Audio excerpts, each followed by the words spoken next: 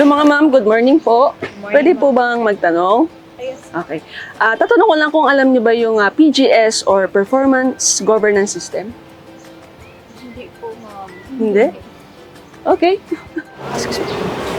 Anong Christy? What's up? Christine!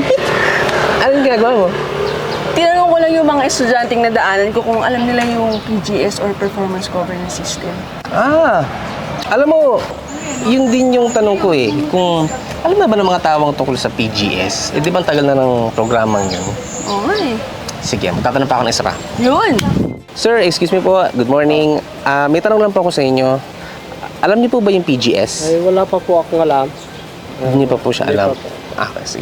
Alam niyo ba ang PGS?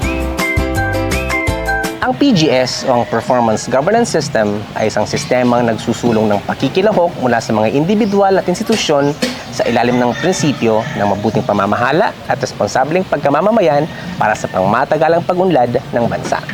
Ang PNP Patrol Plan 2030 naman o ang Peace and Order Agenda for Transformation and Upholding of the Rule of Law na inilunsad noong 2013 na nag-ugat pa sa naunang programa na PNP Integrated Transformation Program noong 2005 ay isang programang naglalayong malinang ang serbisyo ng PNP sa publiko bago pa man sumapit ang taong 2030. Sa pamamagitan ng mga kung tawagin ay best practices na nakapagpapahusay ng paghatid ng serbisyo ng kapulisan sa publiko sa mga aspeto ng crime prevention at crime solution tungo sa pagpapanatili ng isang pamayanang mainam na tirhan, pagtrabahuhan at pagnegosyohan.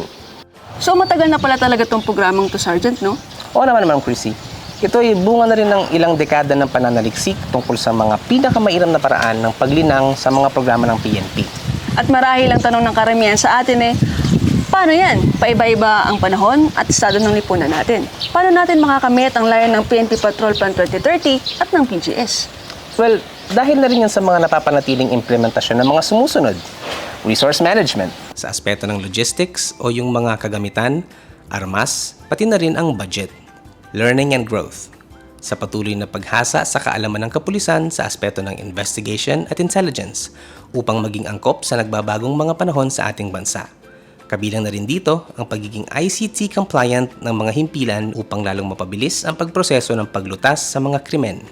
Dagdag pa riyan ng pagpapaigting din ng pagtalima sa internal discipline at values orientation sa pamamagitan ng pagpapatupad ng pulisiyang pangdisiplina, resolusyon ng kasong administratibo ng mga kawani, pati na rin ang pagbibigay halaga sa moral ng bawat miyembro ng PNP. Ang process excellence naman ay makikita sa mga inisyatibong tulad ng Police Integrated Patrol System, National Police Clearance, Police sa Barangay, mga operasyon laban sa loose firearms, ECIRS, E-Rogue, E-Warrant, at GIS na siya namang nakapababa ng index crime rate at nakapataas ng crime clearance at crime solution efficiency ng PNP. Sa patuloy na pakikiisa ng komunidad sa kapulisan at gobyerno ay hindi malabong makamit natin ang isang mas maunlad na komunidad na kung saan lahat ay patas sa mata ng batas. Nasa ating mga kamay ang pagbabago kung lahat tayo ay sama-sama sa pagkamit nito.